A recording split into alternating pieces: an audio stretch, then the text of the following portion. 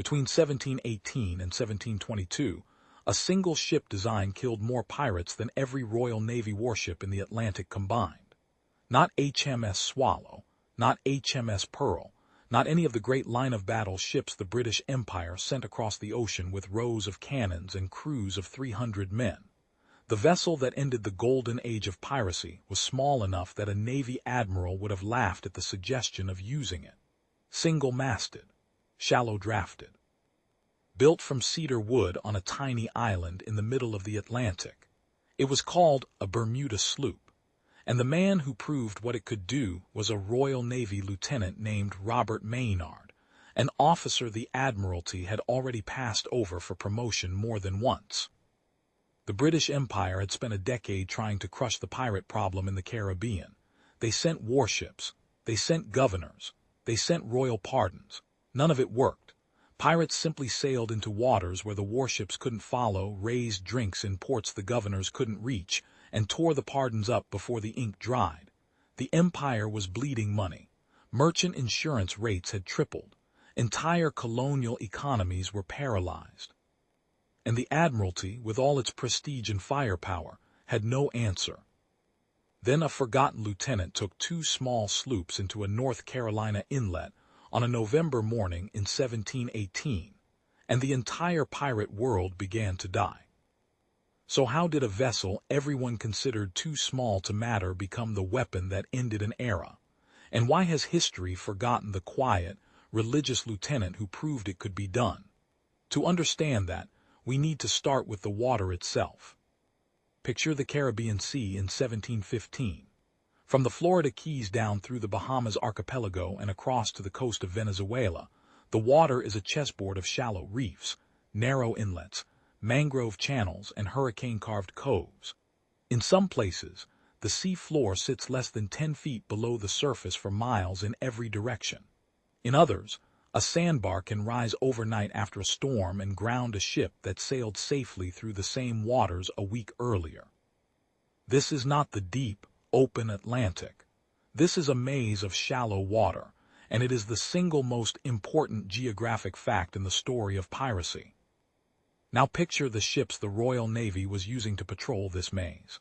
4th-rate warships, 5th-rate frigates, vessels designed for the open ocean, with deep keels and tall masts and crews so large they needed enormous cargo holds just to feed themselves. These ships could not safely enter most of the waters where pirates actually lived. They drew too much water. They needed too much room to turn.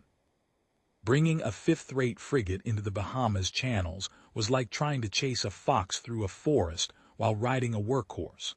The fox had no fear of the horse because the horse couldn't follow. The pirates understood this perfectly. By 1716, they had established what they called the Republic of Pirates at Nassau on New Providence Island in the Bahamas. The Spanish had abandoned the island. The British had not yet reclaimed it, and the pirates filled the vacuum. At its peak, the Republic of Pirates housed over 1,000 active pirates and supported a small economy of merchants, prostitutes, blacksmiths, and tavern keepers who lived entirely off the trade. Nassau Harbor was protected by shallow bars that prevented any large warship from approaching. The pirates inside the harbor could see a Royal Navy vessel on the horizon and laugh at it, because they knew the warship physically could not enter the bay. Every empire with colonies in the Atlantic was losing money to this arrangement. British merchants, French planters, Spanish treasure fleets, Dutch traders, the pirates of Nassau and the smaller pirate harbors scattered through the Carolinas and the Bay of Honduras were not just stealing cargo. They were rewriting the economics of the entire colonial world. Insurance rates climbed. Trade routes were abandoned. Cargoes were rerouted thousands of miles out of their way just to avoid pirate waters. And every legitimate authority in the Atlantic basin was demanding action. The Royal Navy's answer was bigger ships, more guns, larger crews. It was the wrong answer. The problem was not firepower. The problem was geometry, and it would take a man almost nobody had heard of to figure that out. Robert Maynard was born in 1684, probably in Kent. though the records of his early life are so thin that even his birthplace is disputed. He joined the Royal Navy as a young man and rose slowly through the ranks. By 1718, he was 34 years old, a first lieutenant aboard HMS Pearl, stationed in Virginia waters as part of the small squadron defending the Chesapeake colonies. He was, by every account that survives, an unremarkable officer. He did not drink to excess in a navy where most officers did. He attended religious services regularly. He kept his logbook with a precision that bordered on obsessive, noting wind direction, sea state, and crew activity in handwriting so tight, and even that copies of his journals still survive in British archives. He had no powerful patrons in London. He had no rich family. He had no scandalous affairs to make him interesting to gossiping captains. He was simply a competent, quiet, religious man who had been passed over for promotion more than once because the Royal Navy of the early 18th century rewarded connections, not competence. Service in the Virginia squadron was, by the standards of a young naval officer, a slow form of professional death. The squadron's main job was to patrol the Chesapeake and the Atlantic coast for pirates, smugglers, and French privateers. In practice, this meant months of patrolling empty water, occasional reports of pirate sightings that came too late to act on, and the constant humiliation of watching pirate sloops sail circles around heavier Royal Navy vessels. Maynard had been in Virginia waters for years. By 1718. He had chased pirates. He had failed to catch them. He had filed reports. He had watched the reports be ignored. Then, in May of 1718, the situation changed in a way that made every previous failure look small.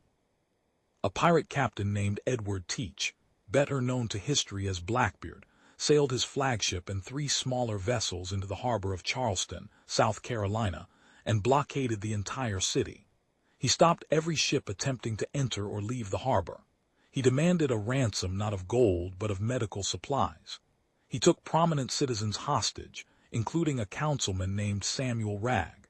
He held the city in a paralyzed terror for nearly a week. The colonial government of South Carolina, one of the wealthiest colonies in British North America, could do nothing. The Royal Navy ships stationed nearby could not approach because of the shallow harbor entrance, and eventually Blackbeard simply took his ransom, released his hostages, and sailed away. When word reached the other colonial governors, the reaction was not anger. It was something closer to panic. If Blackbeard could blockade Charleston, he could blockade any port on the American coast. The system had broken. The Navy could not fix it. Someone was going to have to find a different solution. And one of the men who decided to find it was the Lieutenant Governor of Virginia, Alexander Spotswood. Spotswood was not a sailor. He was an administrator, a former soldier, and a man with a temper. He had been watching the pirate problem grow for years, and the Charleston blockade was, for him, the final insult. Blackbeard was rumored to be hiding in Ocracoke Inlet, in the shallow waters off the coast of North Carolina, just south of the Virginia border. The North Carolina governor, Charles Eden, was widely suspected of being complicit in Blackbeard's activities, accepting bribes in exchange for protection. Spotswood decided that if he was going to do something about the pirate, he was going to do it without telling either the Royal Navy or the governor of North Carolina. He went around the chain of command. He hired 2 small civilian sloops, the Jane and the Ranger, paying for them out of his own pocket and the colony's secret funds. He recruited sailors from the Royal Navy ships stationed at Hampton Roads, drawing crew from HMS Pearl and HMS Lime.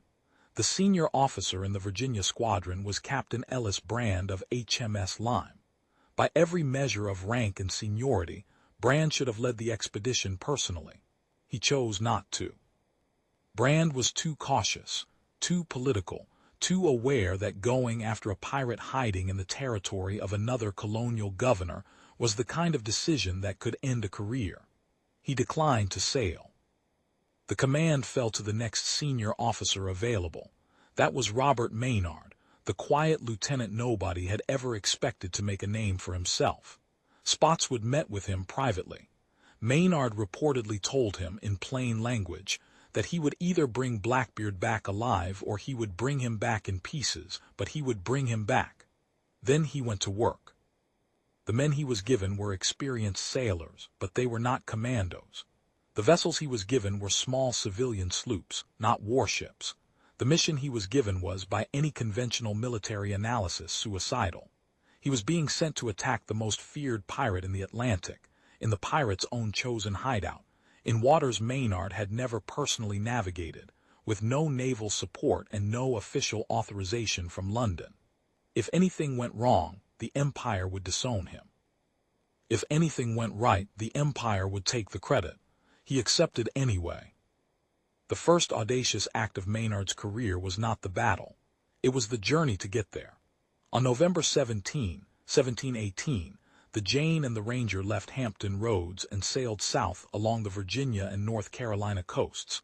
They moved carefully, avoiding the main shipping channels, trying not to be seen by anyone who might warn Blackbeard that 2 armed sloops were heading his way. Maynard had no charts of Ocracoke Inlet that he fully trusted. He had local pilots aboard, North Carolina men who knew the shallows by feel. He depended on them completely. They reached the approach to Ocracoke Inlet on the evening of November 21. Maynard could have attacked at last light. Many officers would have. He didn't. The water was too shallow, the channels too narrow, and the risk of running aground in the dark too high. He anchored just outside the inlet, instructed his men to remain quiet, and waited for dawn. He stayed up most of the night, studying what little he could see of the pirate vessel anchored in the distance, the lanterns of the Adventure flickering across the dark water. He did not know it yet, but every choice he had made so far was the right one. He had brought a ship small enough to enter the inlet. He had not announced himself. He had not panicked into a night attack, and he had picked a target who, on that very night, was drinking himself into the worst hangover of his life. Now we need to talk about the ship itself, because everything that happens next depends on understanding what a Bermuda sloop actually was, and why it changed naval warfare forever. A sloop, in the most basic sense, is a single-masted sailing vessel, but the Bermuda sloop was a specific design that had evolved over decades on the small Atlantic island of Bermuda, where local shipwrights had developed an unusual approach to construction. They built their hulls out of Bermuda cedar, a wood that was lighter than oak, resistant to marine worms and naturally rot-proof. They gave the sloops a single tall mast carrying a triangular sail, called a Bermuda rig, which allowed the vessel to sail much closer to the wind than the square-rigged ships used by the Royal Navy. They kept the hull narrow and the keel shallow, which made the sloop fast in light winds and capable of operating in water as shallow as 6 or 7 feet. The result was a vessel that combined characteristics no other design in the Atlantic could match. A Bermuda sloop could outrun almost any larger ship in light or moderate winds. It could sail into shallow inlets where warships could not follow. It could be handled by a crew of 40 men instead of 200. It could be built quickly and cheaply compared to a frigate. And it could carry, despite its small size, enough guns to threaten anything its own size or smaller. The pirates had figured this out before the Navy did. By 1715, the most successful pirate captains in the Caribbean were almost all sailing Bermuda sloops or close imitations. Charles Vane sailed one. Calico Jack Rackham sailed one. Blackbeard's smaller consort vessel, the Adventure, was a sloop. The ship that everyone considered too small to matter had become the workhorse of the entire pirate world. And the Royal Navy, fixated on prestige and firepower, had refused to copy the design for years. Maynard understood this in a way most of his superiors did not. He had spent years watching pirate sloops outrun his own larger ship. He had seen what the design could do, and when Spotswood gave him the choice of vessels, he chose Bermuda sloops without hesitation. Then he made them deadlier. He stripped the Jane and the Ranger of every non-essential item. He removed most of the cargo. He limited provisions to what was necessary for the mission, no more. He made a decision that would have shocked any conventional naval officer. He removed the heavy cannons from one of the sloops entirely. He understood that in close water, where a sloop would be fighting another sloop at point-blank range, cannons were almost useless. The battle would be decided by men with pistols, cutlasses, and the willingness to board. So he packed the decks with small arms men, sailors armed with pistols, muskets, and boarding axes. He doubled the effective crew size by drawing more men from HMS Pearl and HMS Lime than the sloops were designed to carry. He instructed most of them to stay below deck, out of sight, until the moment of contact. The plan was to look like a small, lightly defended vessel until the pirates were close enough that they could not retreat. Then the deck would erupt with men.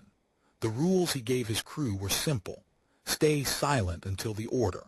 Conserve powder until the order. Do not waste a shot at long range. When the order came, fire fast, board fast, and finish the fight before the pirates could regroup. He gave his men one more instruction, and this was the one that mattered most.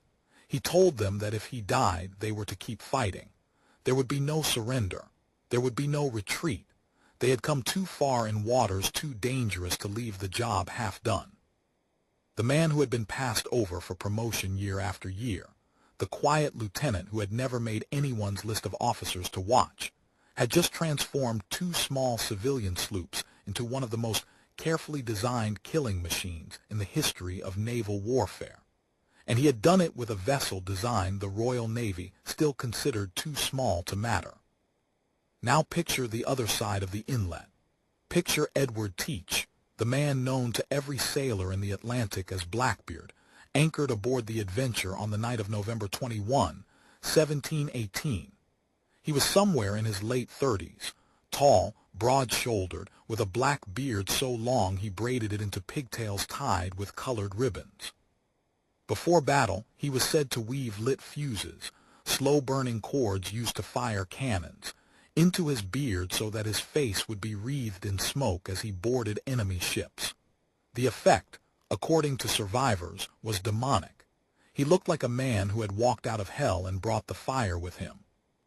He had spent the last 2 years building a reputation that was, by 1718, the largest reputation in the pirate world.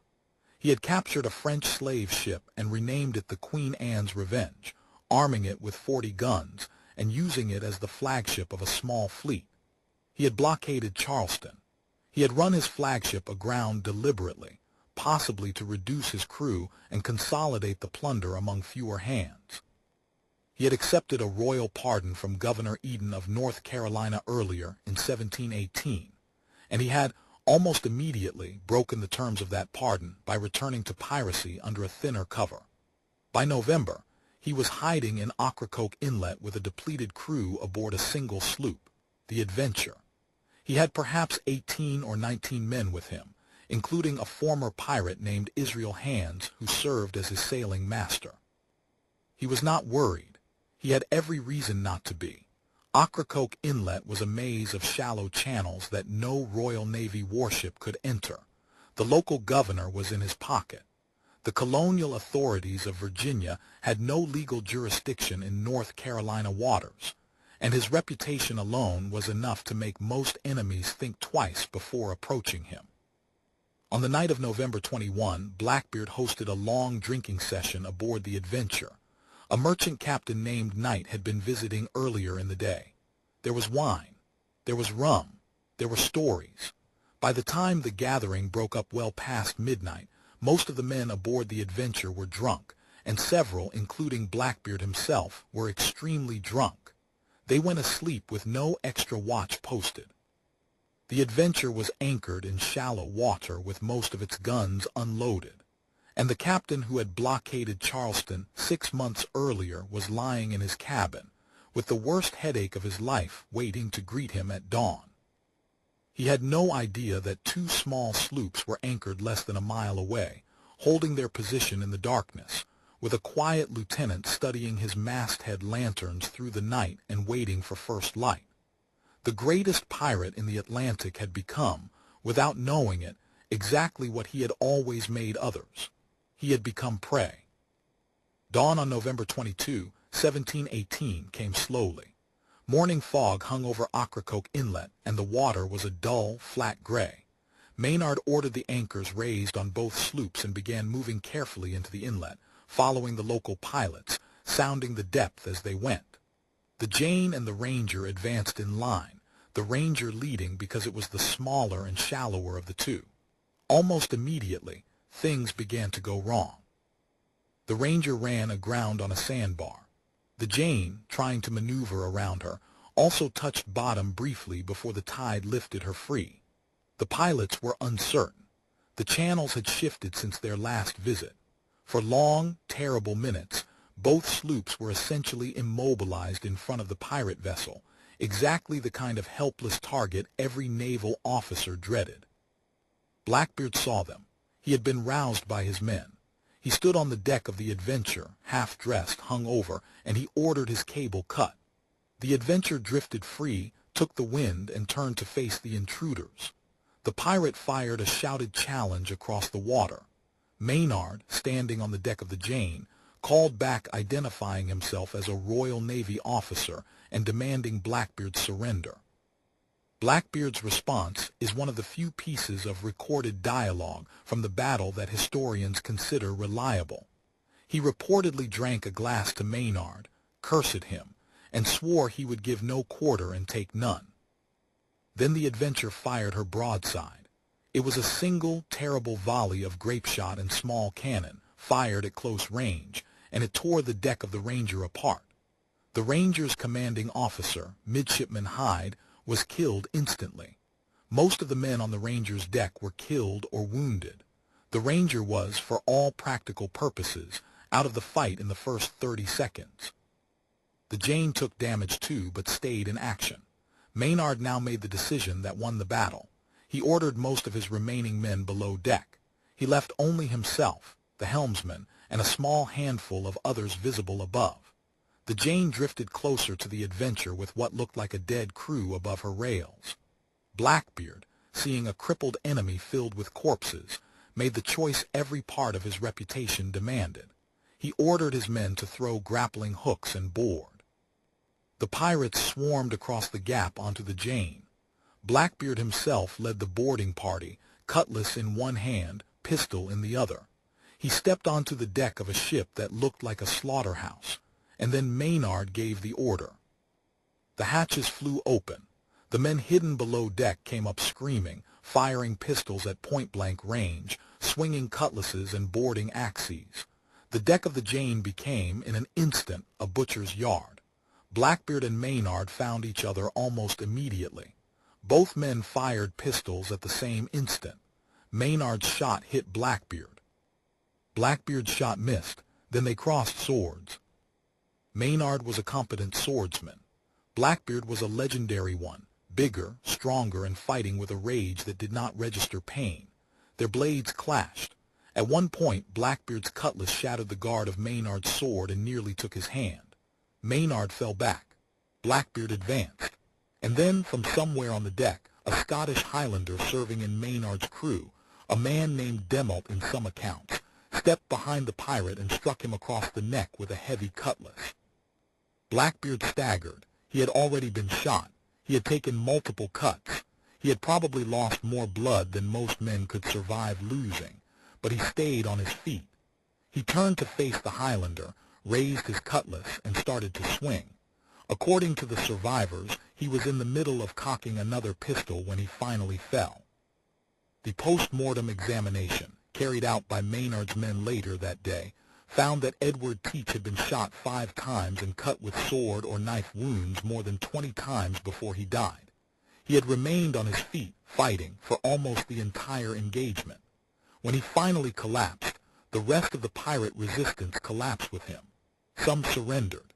A handful jumped overboard and were captured in the water. Maynard ordered Blackbeard's head cut off. He had it suspended from the bowsprit of the Jane, the dripping evidence that the man who had blockaded Charleston had been killed by a vessel, and a crew the Empire had considered too small to matter. The headless body was thrown into Ocracoke Inlet. The captured pirates, 13 of them, were taken back to Virginia. They were tried in Williamsburg and hanged. Their bodies were left to rot along the road into the capital. a public warning that the Empire had finally found a way to reach into the shallows. Maynard sailed home as a quiet hero, and then the most interesting part of the story began. History remembers the Battle of Ocracoke as the death of Blackbeard. That framing is not wrong, but it misses what actually mattered. Blackbeard's death was important because of who he was, but the model that killed him was important because of what it proved. The colonial governors had been told for years that the pirate problem could not be solved without massive naval reinforcement from London. After Ocracoke, they had a working counterexample: 2 small sloops, a few dozen men. A budget small enough to hide in a colonial accounting ledger, and a willingness to use a vessel design the Navy still considered beneath its dignity. Over the next 4 years, that model was quietly copied across the Atlantic basin. Governors in Jamaica, the Bahamas, and the American colonies began hearing civilian sloops, often crewed by reformed pirates who knew the waters better than any Royal Navy officer, and sending them after the remaining pirate captains. Charles Vane was caught and hanged in 1721. Calico Jack Rackham was caught and hanged in 1720. Stede Bonnet, who had sailed briefly with Blackbeard, was caught and hanged in 1718. The Republic of Pirates at Nassau, broken first by the arrival of Governor Woodes Rogers and then steadily depleted by sloop patrols, was effectively gone by 1722. By the time Bartholomew Roberts was killed off the coast of West Africa in February 1722, the Atlantic pirate world had been hollowed out, not by the great warships of the Royal Navy, but by a quiet network of small ships in the hands of men nobody had bothered to promote. Maynard himself received almost none of the credit. There were political reasons. Going around the Admiralty had embarrassed senior officers who had refused to act. Killing Blackbeard in North Carolina Territory had embarrassed Governor Eden, who was suspected of being complicit. Maynard's superior, Captain Brand, the man who had refused to lead the expedition personally, claimed a share of the credit and the prize money. The Admiralty did not promote Maynard for his role. He had to wait years for any recognition at all, and even then it came reluctantly, in small increments. He eventually rose to the rank of captain, but he was never given a major command. He died in 1750, in his late 60s, in obscurity in Kent. His grave is in the village of St. Maryhoo, marked by a stone so modest that for 2 centuries most people who walked past it had no idea who was buried beneath. The Bermuda sloop, the vessel that had killed the pirate world, went on to a long second life. Smugglers used it. Slave traders used it. American revolutionaries used it. The early United States Navy was built largely on its design philosophy. The hunter became the prey's preferred tool, then the Empire's preferred tool, then the rebels' preferred tool, then a museum piece. The ship that everyone had once called too small to matter ended up shaping naval architecture for the next 100 years. And there is one final image that the sailors of the Carolinas told for generations. They said that after Blackbeard's headless body was thrown into Ocracoke Inlet, it did not sink immediately. They said it swam, somehow, around the Jane 3 times before it finally went under. The story is almost certainly not true. Bodies do not swim. But the legend stayed alive for over a century, told and retold in taverns from Charleston to Boston, because it captured something the official record could not. It captured the feeling that the most fearsome pirate in the Atlantic had refused, even in death, to acknowledge that he had been killed by a vessel too small to matter, and a man too quiet to remember. Empires are not defeated by bigger weapons. They are defeated by smaller, smarter ones in the hands of men nobody bothered to promote. The Royal Navy spent a generation building ships that could not catch the pirates they were sent to destroy. A passed-over lieutenant solved the problem with 2 sloops, a few dozen men, and the willingness to use a tool everyone else considered beneath them. He got no monument. He got no parade. He got a small grave in a Kent churchyard, and a place at the very edge of the history books, just past where most readers stop looking. If this is the kind of history that keeps you watching, hit subscribe. I cover stories like this every week, the ones the textbooks skipped and Hollywood ignored. And if you want to know about another small, overlooked weapon that quietly changed the course of a war, that video is on screen right now.